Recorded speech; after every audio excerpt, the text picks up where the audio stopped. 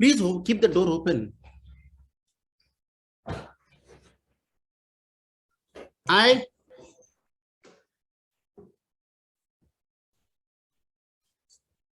Good morning, sir. Hi, good morning. How are you, sir? Good, good. Thank you.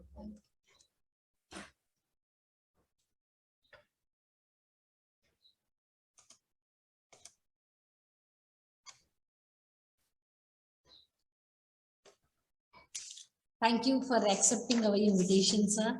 No, my pleasure. Thank you. Sir, within 2 minutes, we'll start the session.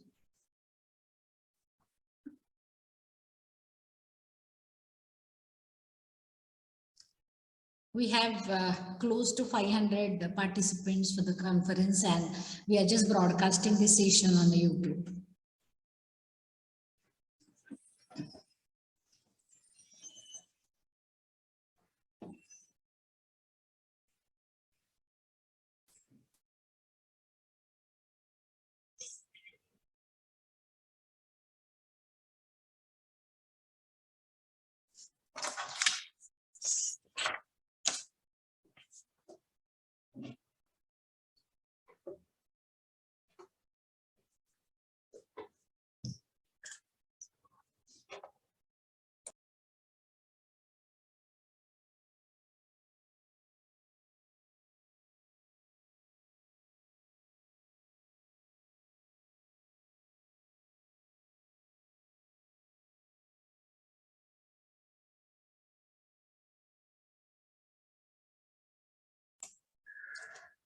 Namaste, it's 10:15 now.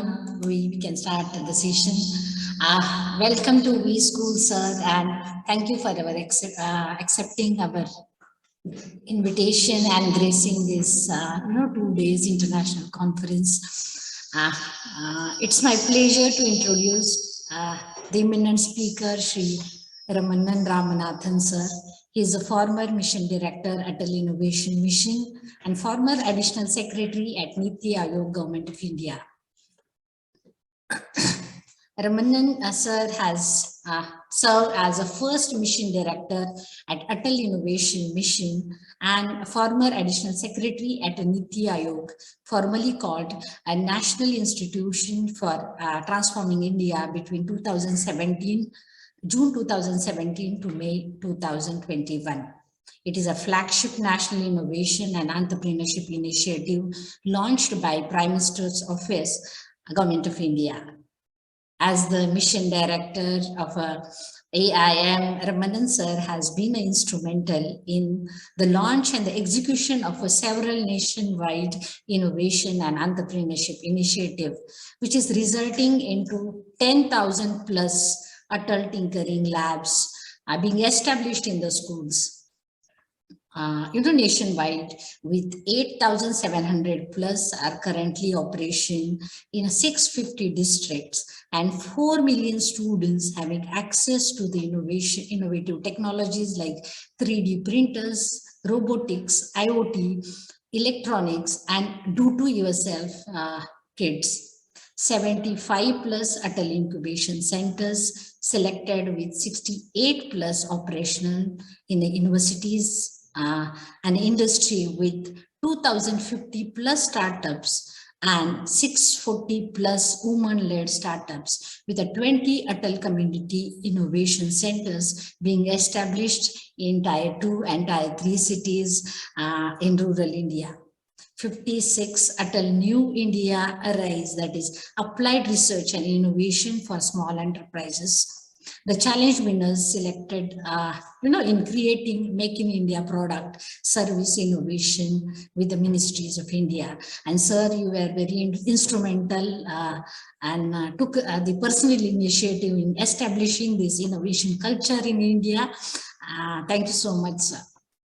Dr. Ramanan sir has previously managing director and CEO of CMC Limited.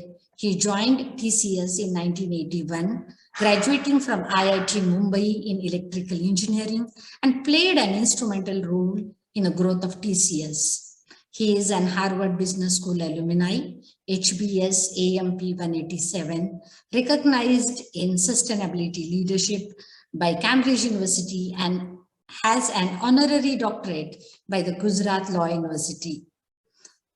Ramanathan sir has awarded 2019 National Digitalized by the Year by SAP Mint and 2020 Outstanding National Public Service Award by Confederation of MSME.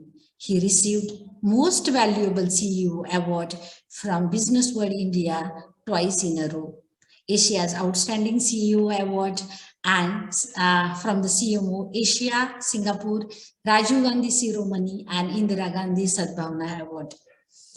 Ramanathan sir is a lifetime chair of Harvard Business School's AMP 187, board member of Israel India Innovation Forum, E-Samiksha, Unnati Government of India Initiative, chair of New Zealand Trade Enterprises, board member of Indo-US Technology Trend Forums, Indo-US AI Committee, and former member of Tata Group Innovation Forum. We are very lucky to have you, sir, at our conference, and we School Innovation Cell.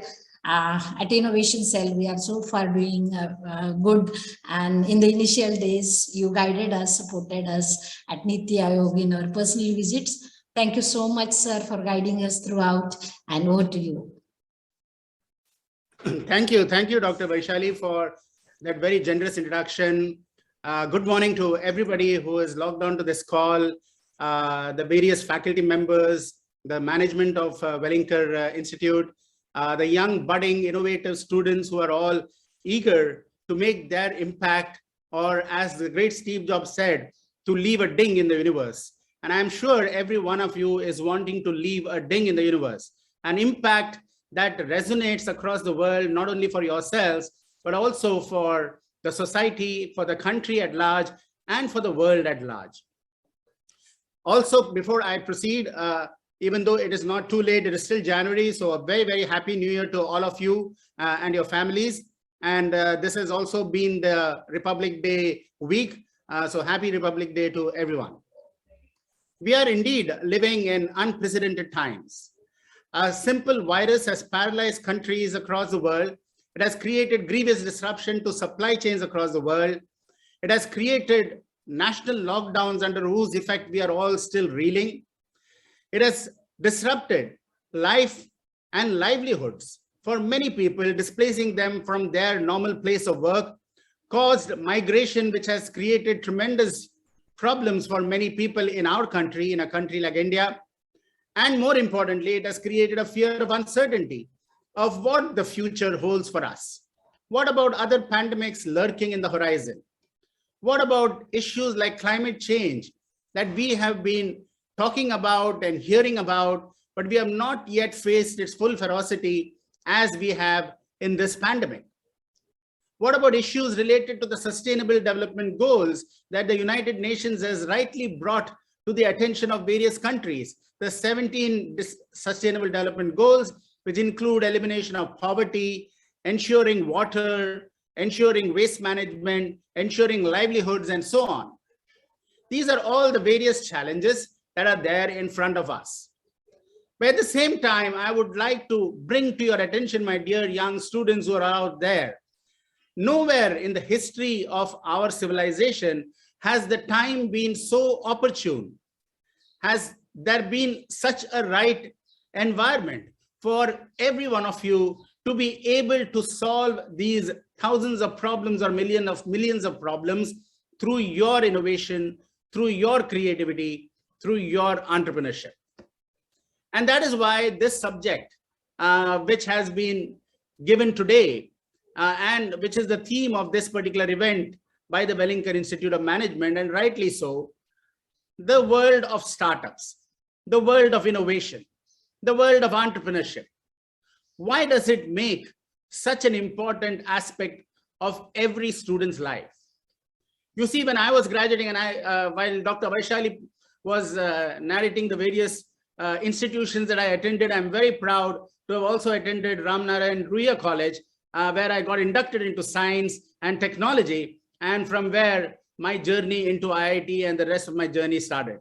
So I want to thank my alma mater for inducting me in an exciting world, a world that I have ever been impressed because it has continued to grow during my own lifetime, but it's going to accelerate further in your lifetimes.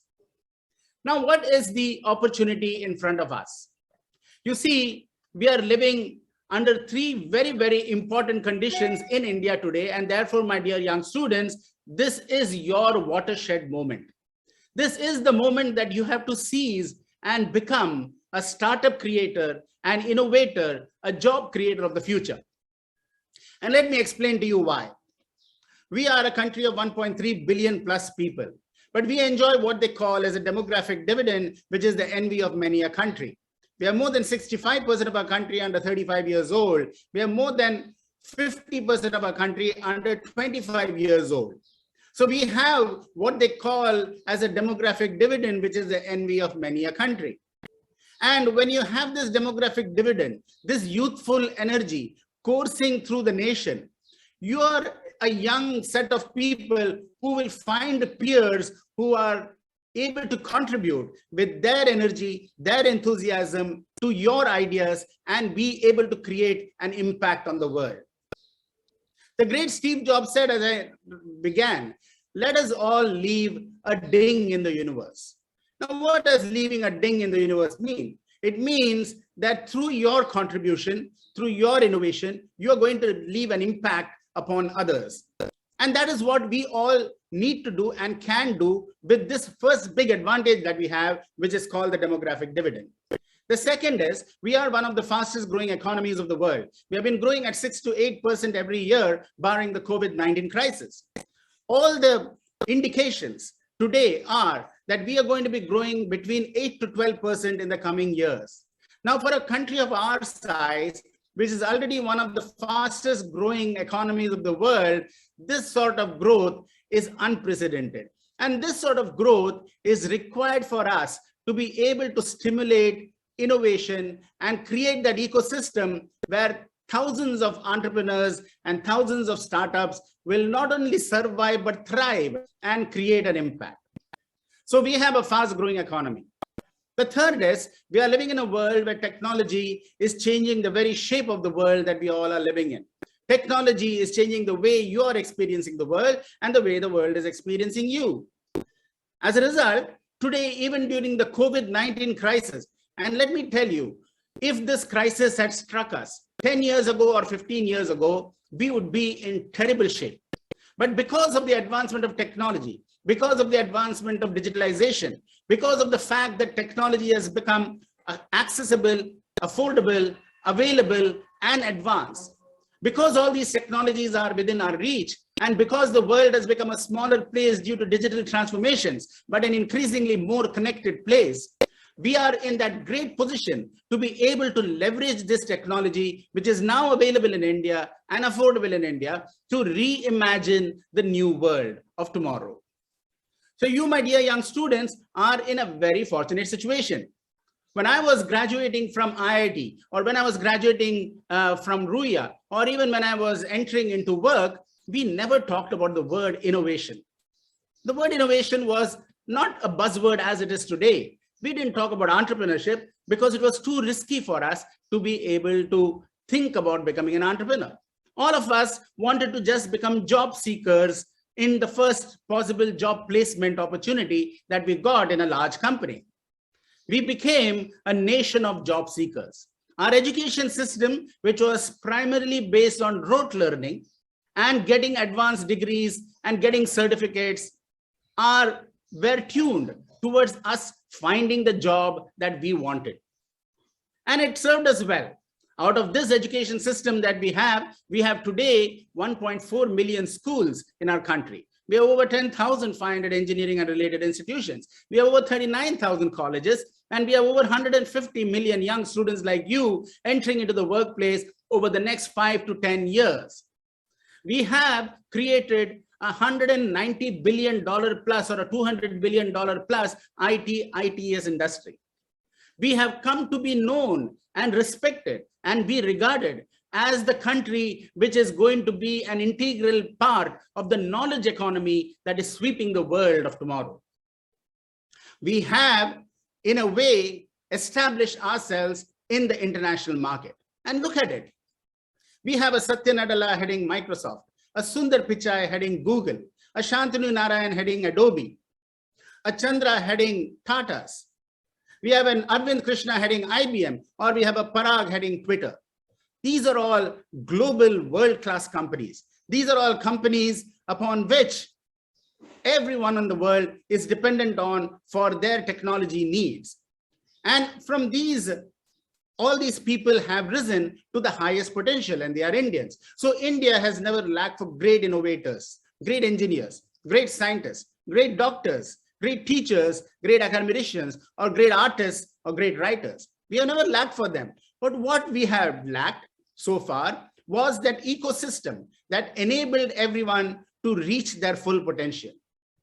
That, my dear young students, when it was made available to all of these people I talked about in the US or in other economies, they were able to flower and blossom to their full potential. That is the ecosystem that is being created in India today, not only being created, it exists in India today for you to avail of. So we are going to have 1,000 Abdul Kalams springing from the remotest parts of our country, irrespective of where you are based. After all, an Abdul Kalam came from where? He came from a small, humble town of Rameshwaram, a town in the coastal districts of India, a town many of you people would not even have visited or don't even know exactly where it is. But it is a town known for maybe a few schools, one or two universities. It is known for its hundreds of temples and thousands of fishing boats. And from such a small, humble town came one of the finest scientists India has ever seen. He got to be known as a missile scientist. But sitting down in those fishing boat, he dreamt big. In his book, Ignite, he says, dream big and you will achieve great things. Dream small and you will be limited by your own dreams. And my dear young students, he sitting down in the fishing boats of Rameshwaram, dreamt big. He wanted to become a pilot. He didn't become a pilot, but he rose on to become one of the finest scientists who launched huge satellites across into space. He rose on to become the president of our country. Similarly, there are countless stories of our people coming from our tier 2, tier 3 cities and rising to the highest level of eminence that they can be allowed to reach. When they came from those small towns where they did not have at that time the ecosystem to support innovation and entrepreneurship, and they were able to achieve so many things, you, my dear students, can achieve much, much more, because today you are having that ecosystem that is spurring innovation, that is spurring startups, that is spurring new job creation. We all want to become a nation of job creators, not just job seekers. And you, my dear students, who are having this advantage of studying in a prestigious institution like Wellinger and all the schools that you attended, you have the ability and you should become an entrepreneur of the future. It is not that I expect that everyone starts a startup, but you have to have an entrepreneur's mindset. Even if you join any company today, if you have an entrepreneurial mindset, an innovative problem-solving mindset, a mindset which is not regulated by, I will just do what somebody is asking me to do, but I will innovate. I will do better than what somebody is asking me to do. I will question. I will look at the problems in and around the environment in which I am in and around the communities that I am in. I'm going to look at the problem with the eyes of a problem solver, with the eyes of an innovator, and I'm going to identify how I can solve this problem. We are a country of 1 billion people with 1 million challenges, but 1 million challenges are 1 million opportunities for the entrepreneurs of tomorrow. And this is why the Atal Innovation Mission was launched, in order to not only create a culture of innovation in our schools and colleges and in our industry, but also to create that ecosystem that will support startups to grow. And look at how it has blossomed in the last 5 years. In the last 5 years, we have risen from a position of 81 to a position of 46 in the Global Innovation Index. We have improved on every parameter of ease of business. We have created more than 60,000 startups in the last few years. We have more than 90 unicorns, and more than 40 unicorns were born during the COVID-19 year last year. Isn't that amazing? What it shows is we are all in the world of innovation and startups. The world of tomorrow is the world of innovation and startups, because startup and innovation has become easy.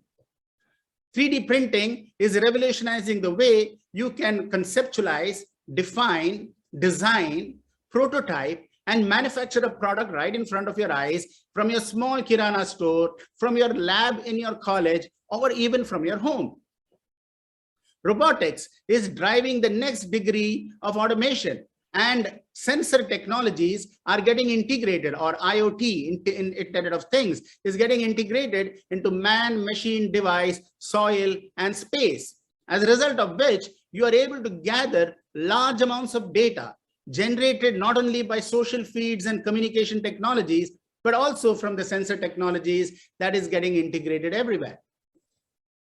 And communication technologies are advancing rapidly. Your 5G technologies, satellite technologies, wireless technologies, all making an impact. And that's able to transmit this large amounts of data that you're gathering from various sources and be able to communicate it between man to machine to machine, factory to factory, country to country. And then you have computing that is advancing so rapidly with supercomputing, nanocomputing, distributed computing, object-oriented computing, and so on. You are able to process all of this data that is gathered at lightning speed. And using powerful software algorithms like big data analytics and data mining, you are able to process this data in order to arrive at meaningful information, patterns that you are seeking, so that you can take action upon the data that you are gathering. And because of all of this, artificial intelligence is becoming a reality. You see, when I was in school and when I was in college, actually we had a movie on artificial intelligence, 2001 Space Odyssey.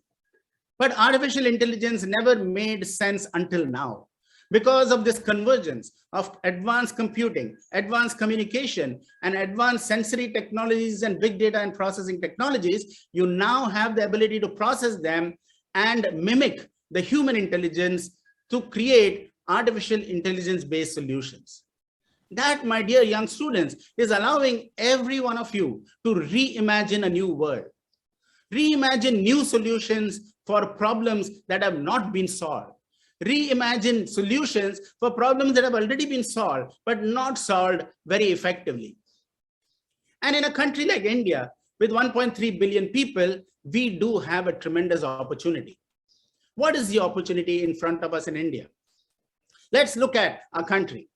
We have 650,000 villages. We have 715 districts. We have more than 8,000 small towns and cities, and we have only 8 tier 1 cities in our country. Everybody is trying to flock into cities like Mumbai or Chennai or Calcutta and Bangalore and Hyderabad and so on in order to seek a life and to seek a livelihood. However, what we need to do is create 8,000 towns or hubs of innovation and job creation. That is the opportunity in front of us. And how do we do that? In order to do that, in order to ensure that our 650,000 villages become hubs of innovation and job creation. And what do I mean by that? Take, for example, this city of Goa. If you are able to breed and stimulate innovation for the fishing industry, for the tourism industry, for the cashew nut industry, for the shipbuilding industry, or for the mining industry there, you are now creating plethora of jobs for the local people in Goa. Similarly, every city, every town, every district of our country is unique in some manner or the other, blessed with either a landscape or an environment in which agriculture can thrive using precision agriculture, or handicrafts can thrive because of historical evolution of the handicrafts there. How do you ensure that leveraging digital technologies and 3D printing and CAD/CAM design and so on, we can create handicrafts which are our ancient handicrafts and sell them from Jodhpur to Japan, from Salem to San Francisco, from Sikkim to Seattle? The world has become our marketplace. The globe is our stage. We are global citizens connected in a global world where the opportunity is not just India, but also the rest of the world. But the opportunity in India itself is of tremendous value. As the Honorable Prime Minister remarked in Atmanirbhar Bharat, there are 5 pillars upon which our country's future stands and Atmanirbhar Bharat stands. The pillar of demographic dividend that I talked about. What is the pillar of demographic dividend as an opportunity for us? That's an opportunity to create startups which will focus on the education sector. This is why we have 5 unicorns just born last year in the education sector, like Baiju and Upgrad and so on and so forth. We need to ensure that our people in the remotest part of the country get the benefit of quality education, world-class education. Every classroom becomes a global classroom because of digital connectivity.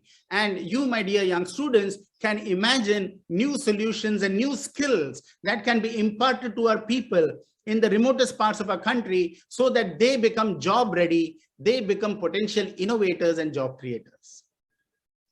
The second pillar upon which the Honorable Prime Minister said our country stands is the pillar of infrastructure. We need world-class infrastructure across our country, across the 650,000 villages, across the 8,000 towns and cities, so that they all become hubs of innovation and job creation. What it means from your point of view, it means creating smart infrastructure, leveraging smart technology. Technologies like IoT, miniaturized electronics, augmented virtual reality, artificial intelligence, and so on. We need smart villages, smart housing, smart cities, smart districts, smart renewable energy systems, smart electricity, electric vehicles. We need to be able to create smart solutions and integrate this technology component in every possible solution that we can think about. That enables us to be able to create huge opportunities and address the third pillar, and that is the pillar of demand. We have 1.3 billion people spread over 715 districts. And therefore, this demand that we have is huge. This demand, remember that we have only 300 million people in the middle class economy. We are a country with 1.3 billion people. In the next 5 years, we are going to add another 300 million people at a minimum to the middle class rising economy. Isn't that a great opportunity for all of us to tap into? And if you do not become entrepreneurs and startup creators and innovators of the future, somebody else is going to take this cake and eat it. We do not want people coming from outside. That's why the rest of the world is flocking to India to be able to address this huge pent-up demand of 1.3 billion people. The fourth pillar is the pillar of socio-economic progress. We need to ensure that not only are we growing as an economy, but we grow as a society. You see, out of the 715 districts that we have, 115 of them are called aspirational districts because they are at the bottom of the pyramid in terms of basic access to healthcare, clean drinking water, sanitation, waste management, and affordable housing. We need to address this, but every one of these problems is again an opportunity. So that is why through the Atal Tinkering Labs, young students in schools between grade 6 to grade 12 are creating robotic-based waste management systems. They are creating solar panel IoT-based irrigation management system. There's a girls' school in Salem, Thoothukudi, which has created this solution. There are schools in Sikkim who have created this robotic waste management solution. There are students in Jodhpur who have created IoT-based surveillance management systems, and so on and so forth. Every one of them, my dear young students, is an opportunity for a startup, which is why today we have more than 60,000 startups. We are one of the fastest growing startup ecosystems of the world. We are one of the fastest growing unicorns, have the one of the fastest growing unicorn ecosystem in the world. 1 out of every 13 unicorn in the world is coming from India today. That, my dear young students, is the opportunity for all of you. And finally, the fifth pillar that Atmanirbhar Bharat talks about is the pillar of technology. You have to get familiar with technology. You don't need to become an expert, but you need to get familiar because technology is changing so rapidly. You need to know how to leverage this technology for creating new solutions. Technology which is becoming affordable, accessible, available, and advanced. And therefore, that is the glue that will strengthen all the 5 pillars. That is why you have a country like Israel, for example, leveraging technology for precision agriculture and creating an export of food products from a desert. Imagine creating export of food products and export of water, clean drinking water from the desert. They are leveraging IoT technologies, moisture sensing technology, precision agriculture technology, satellite and communication technologies to be able to address it. They're also using it for cyber security because more and more of us are depending upon the cyber and the web and online transactions, mobile payments, and so on. India is also one of the fastest growing mobile ecosystems of the world. We have three things that are going for our country. One is more than 1 billion smartphones are getting introduced in our country. More than 1 billion unique IDs called the Aadhaar IDs or biometric IDs are there, which is enabling us to think of newer applications. Gone are the days when we are writing checks for anybody. We are doing mobile payments. We are doing online transactions. Everything is being done online. People are delivering food and every other item to our houses. So that is all happened in just the last 2 or 3 years. The COVID-19, in fact, has been an accelerator of innovation. So my dear young students, you all are in the midst of a watershed moment in the history of India, where we have the tremendous opportunity to become the leaders in the world of tomorrow. But for that, you need to have tremendous belief in yourself. The great Swami Vivekananda said, if you have belief in 1,000 gods and goddesses, but do not have belief in yourselves, you are doomed. So my dear young students, have tremendous belief in yourself. Yes, you can. Yes, I will. Yes, I can make a difference. Yes, I will leave a ding in the universe. Yes, I can, said Obama, and rose on to become the first Black president of the United States. Yes, we can, said the people in the United States, and had a man in the moon in less than a decade after John F. Kennedy made that famous pronouncement, we will put a man on the moon in this decade. And they did it even before the decade was over. And I'm talking of 1960s. So my dear young students, there is tremendous power if you have faith in yourself. And at the same time, as the great Swami Vivekananda said, arise, awake, and stop not till your goals are reached. So may I request every one of you who are in this call, including the teachers, including the parents, including the faculty, including the specialists and the mentors and the speakers who are out there helping everybody. Let us arise to the challenges, but more importantly, the opportunities that India faces and the world offers. Let us awaken from within us that inherent talent, that capability, that curiosity and creativity that has been always a part of us, but which often doesn't find expression because we limit ourselves voluntarily. And let us stop not till the Atmanirbhar Bharat goals are reached, the world's United Nations Sustainable Development Goals are reached, and more importantly, your own personal aspirations, aims, dreams, and goals are reached. Thank you so much for giving me an opportunity to share a few thoughts on this particular occasion. What a session.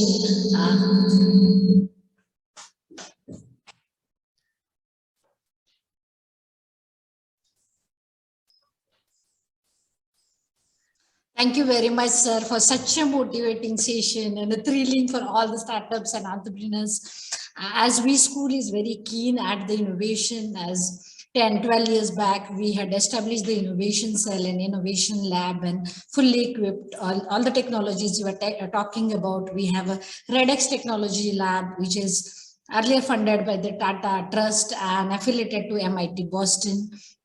We have almost 10 3D printers. So I just was relating us to with your thoughts that we are just well equipped, and our students even they think in the similar line.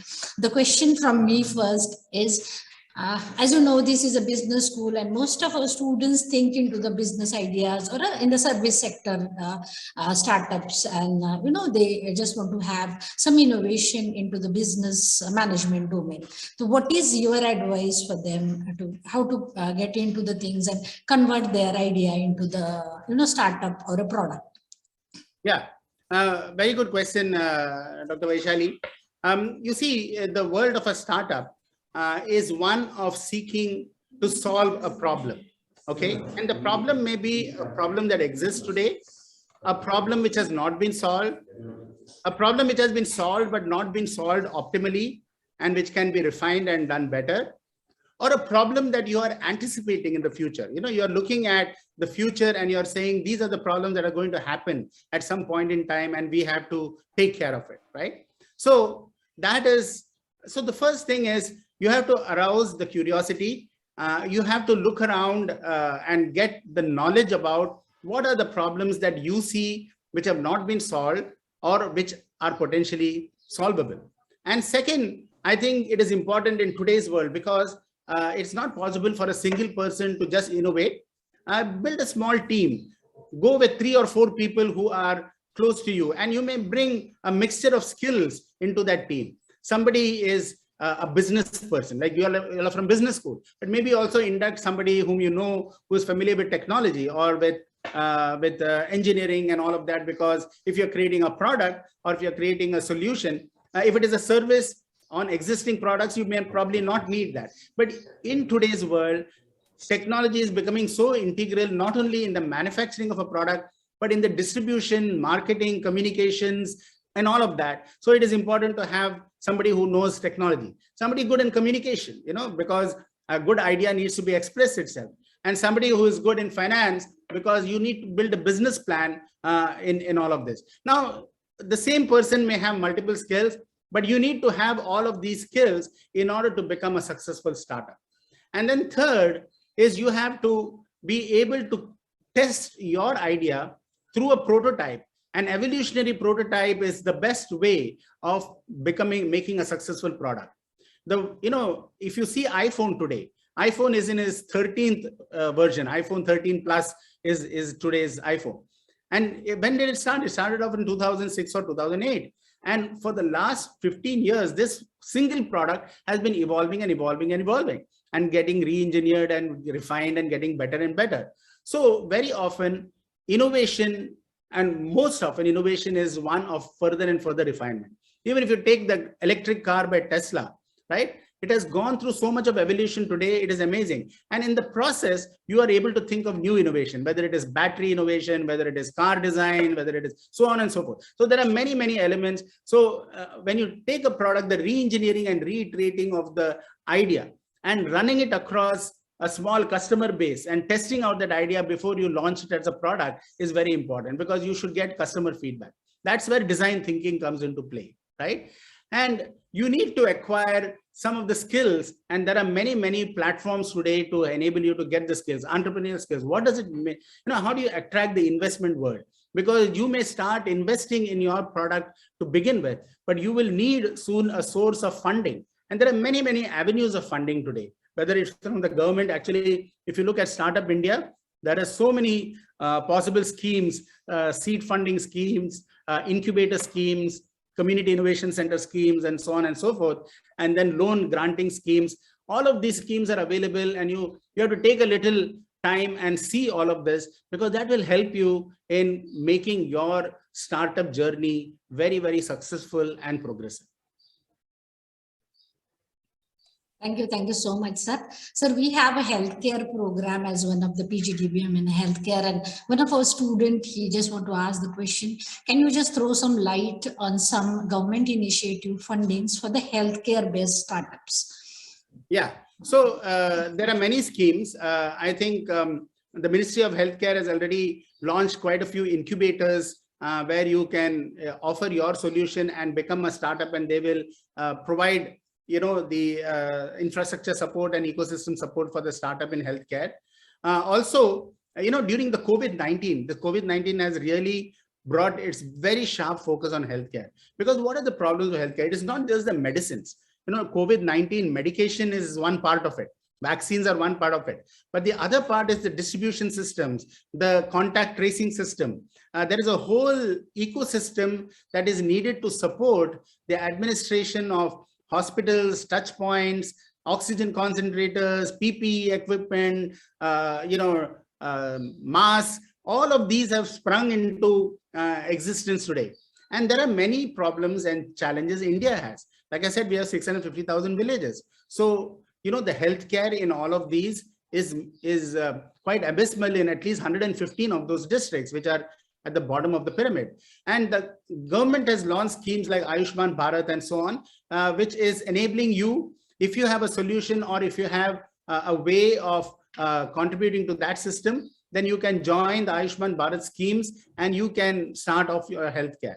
And then the other thing today is, you have preventive healthcare, you have curative healthcare, and you have assistive healthcare. So all of these are new areas for you to tap into. If anybody wants some further inputs, feel free to send me an email. You have my email ID. You can share it with them. I'll be more than happy to give further help to anybody.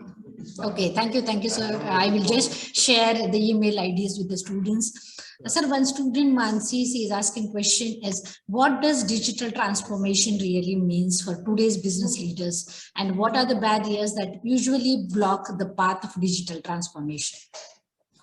Digital transformation in today's world is a lot of things. Okay, at the core is leveraging technology for supplementing or complementing many of the operations that you are doing. Take, for example, you have, you're maintaining records in your school, and they're all physical records. So how do you maintain digital records? And how do you develop an online recruitment system, an online training system, all the things that you're talking about today? If you want to digitally transform, how do I make all my text, my lectures, my teaching material available online? How do I do my self-assessment online? How do I, for example, interact with a teacher or a mentor online? So these are, you are digitizing various practical operations that you see in your daily life, but which take more time, which are less efficient and which are less reliable. So you're converting that into digital transactions. When we talk of digital transformation, it is not just you doing some changes to your organization. You are also plugging into other organizations. This is called the digital supply chain. So the entire supply chain. So for example, if you are connecting to as an institute, you are connecting to other universities, right? And you get access to global technologies. You connect to a global university, you find a partnership with, let's say, MIT Boston. How do you make sure that teachers from there can teach your students and so on? Now, this is a supply chain of teachers and faculty and expertise and resources that you are making available. So when you talk of digital transformation, you need to see how you can plug into other digital systems and connect with them so that your end-to-end supply chain becomes a digital supply chain. There are so many changes that can happen, but that's where these technologies like online technologies, IoT technologies, how do you make your classroom a smart classroom? How do you ensure, for example, that people who are coming in, their temperatures are automatically detected and they are warned if they are, if their temperature is higher in a COVID-19 scenario? How do you use smart watches to give you an integrated tracking healthcare system? Today, everybody is counting the number of steps using that. This is all digital transformation that are happening. So I'm sure the young students are more familiar with all these changes, but there is still a lot more to be done in the digital transformation world.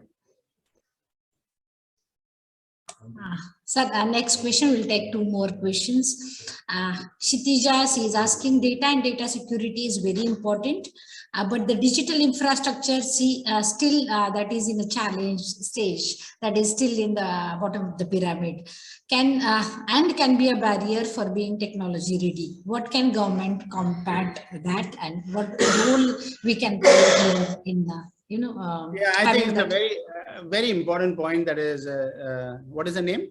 Kshitija. Kshitija is brought up, and thank you for that, because cyber security is now one of the most important areas in a digital world. How do you make your transactions secure? How do you ensure that privacy, confidentiality of information is maintained? How do you also ensure that your knowledge about you is not being misused out there, right? You are on Facebook, you're on Twitter, you're on LinkedIn, your pictures are there, your families' photographs are there. You don't want any of this information to be misused. You're doing financial transactions. You don't want somebody to track and know and start transacting on your behalf and emptying you of your, cybercrime is such a big thing. So the government is very seized with this initiative. In fact, I don't know whether people know, we are among the top 10 in the world in terms of cyber awareness. India is among the top 10. And not surprisingly, because we have 1 billion Aadhaar IDs and everybody is using Aadhaar. So, the awareness is high. There is a cyber security cell, which has been a national cyber security and cyber crime cells, which have been formed. They are working closely with many universities across the country, the top universities. They're also working with international party because, in cyber, the world becomes a stage. It is not just your country, right? You can access your account from Nigeria or some, any other part of the world. So you need to have collaboration. All of this is there. But from your point of view, from the students' point of view, I would say this is a very exciting field, and you should actually, this is a gold mine. If you are able to come up with cyber secure solutions, services, and so on, that's a great entrepreneurial area. Of course, you need to study about algorithms, encryption, decryption.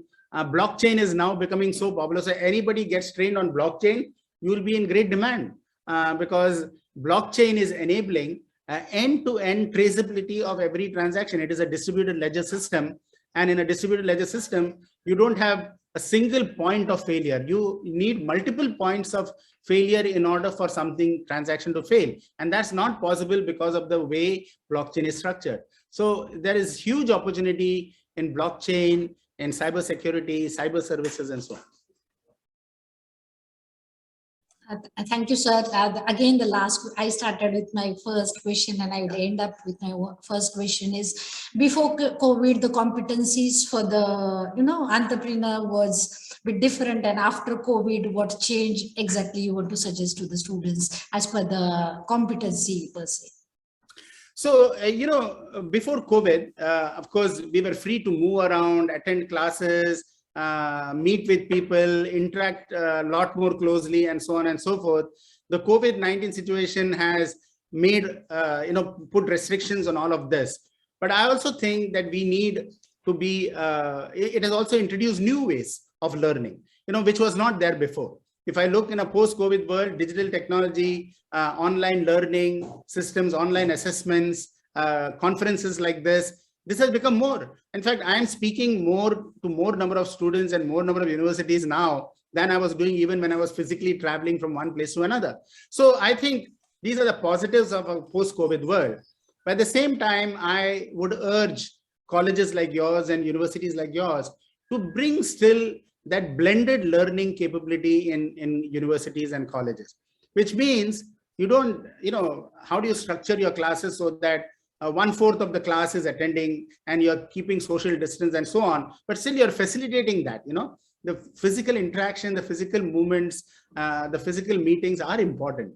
But you have to take necessary precautions as the situation demands. Also, we need to become more innovative in our, this has bred in a completely new world of innovation. There is innovation happening across in every part of life today.